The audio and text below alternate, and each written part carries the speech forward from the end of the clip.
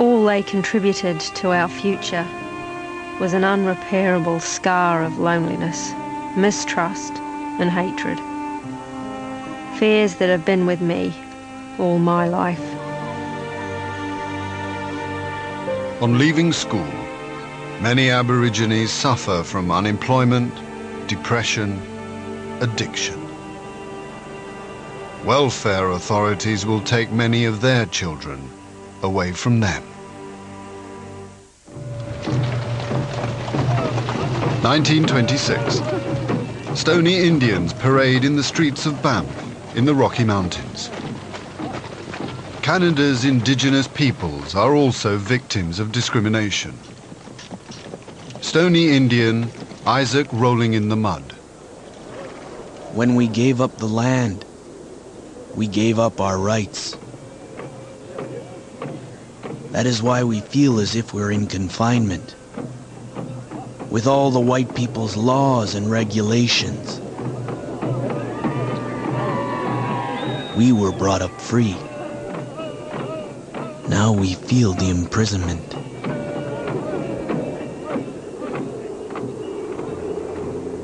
Canada has become independent from Britain. But, like Australia, it inherits the prejudices of empire. By the 1940s, large numbers of white Canadians are moving further north.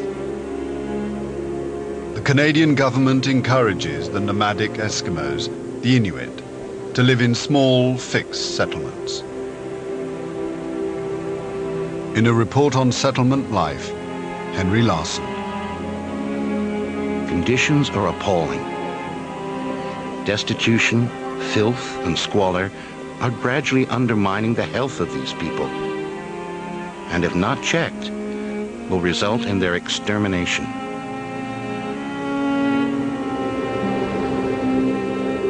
Inuit Abe Ukpik.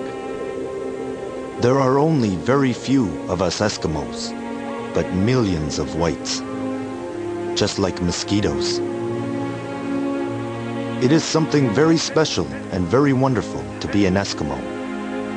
We are like snow geese. If an Eskimo forgets his Eskimo ways, he will be nothing but just another mosquito. A white resident in Frobisher Bay. This may be a doomed culture, but we're not replacing it with anything worthwhile. We've made every mistake in the British colonies, and then some.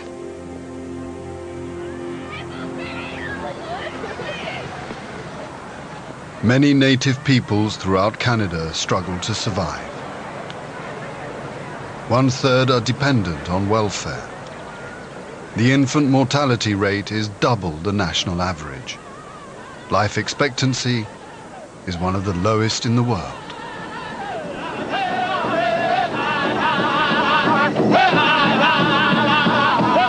Over the next 30 years, the indigenous peoples of the empire will struggle to overturn the legacy of racism. Chief Dan George of the Coast Salish people. Do you know what it's like to have your race belittled? What it's like to be without pride in your race? It's like not caring about tomorrow. For what does tomorrow matter? It's like having a reserve that looks like a junkyard, because the beauty in the soul is dead. Come and integrate, you say. But how can I? What is there in my culture you value?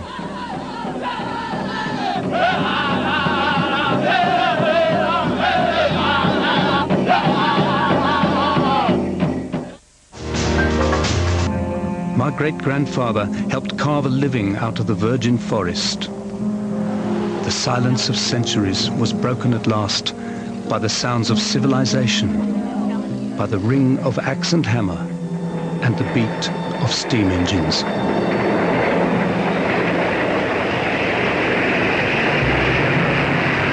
220,000 white Rhodesians rule over 4 million Africans.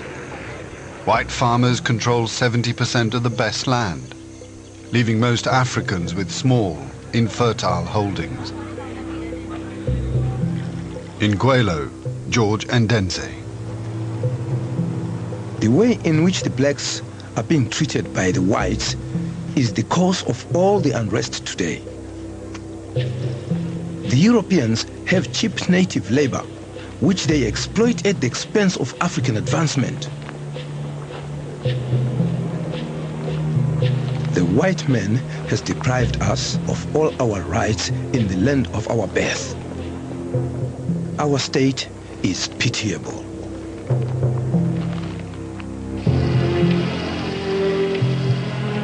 Throughout the 1960s, a wave of nationalism sweeps across Africa.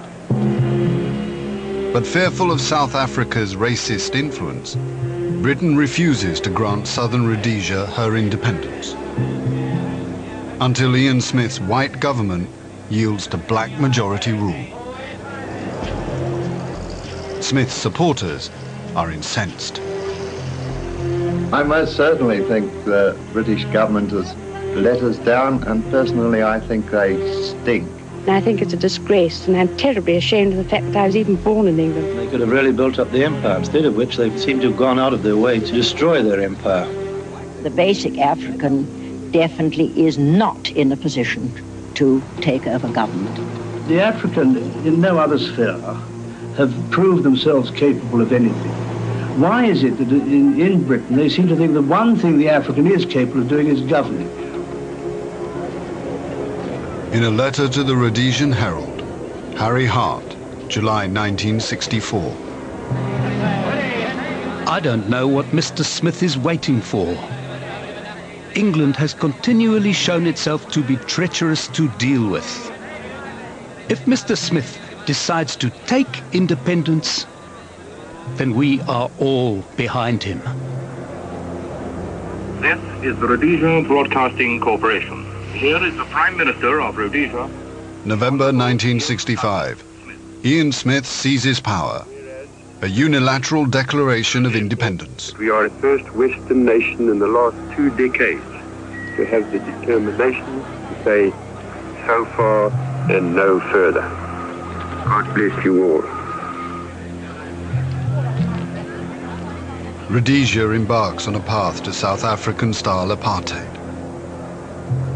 Britain has lost control to white nationalists in her last remaining African colony.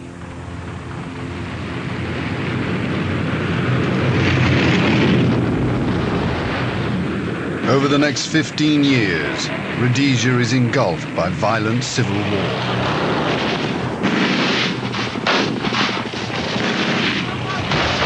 Ian Smith's Rhodesian army fights against 2 African guerrilla factions.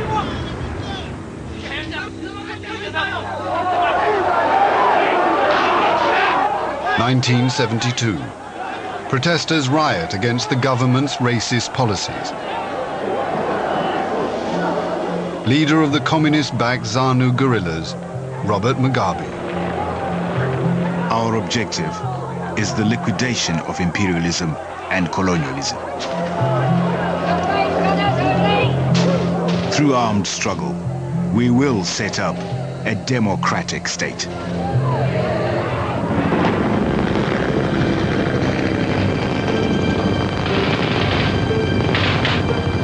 As the battle rages in the countryside, African civilians are caught in the middle.